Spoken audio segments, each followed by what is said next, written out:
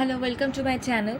তো তোমরা সবাই জানো আজ রাখি পূর্ণিমা ছিল। তো এই রাখি পূর্ণিমা প্রত্যেকটা বোন এবং ভাইয়ের কাছে সবার কাছেই ভীষণ স্পেশাল।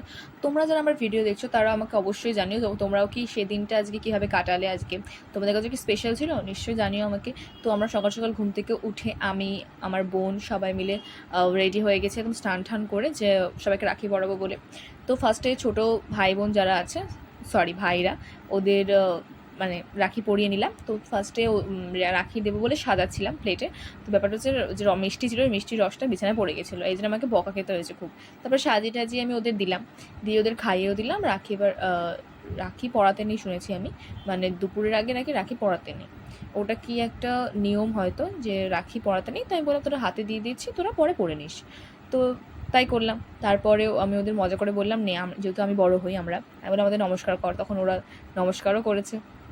তারপর যেহেতু মানে সকাল থেকে আমরা রেডি হয়ে বসেছিলাম, প্রায় 10-11টা বেজে গেছে এদের সবাইকে রাখি পরাতে গিয়ে। তো তারপর আমরা এদের রাখি পরিয়েছি। তারপরে বরদা এসেছিলো রাখি পরতে, তো ওকেও আমি সেম কথাই বললাম যে এখন পরিস না। ও তখন বললো ঠিক আছে তুই তোর কাছে রেখে দে, আমাকে পরিয়ে দিবি। তো আমি তাই করলাম, ওদের পরিয়ে নিলাম। তো চলো আজকে আমার দিনটা এভাবেই কাটলো। কেমন লাগলো বলো। তো চলো টাটা, সাবস্ক্রাইব করে দিও চ্যানেলটাকে।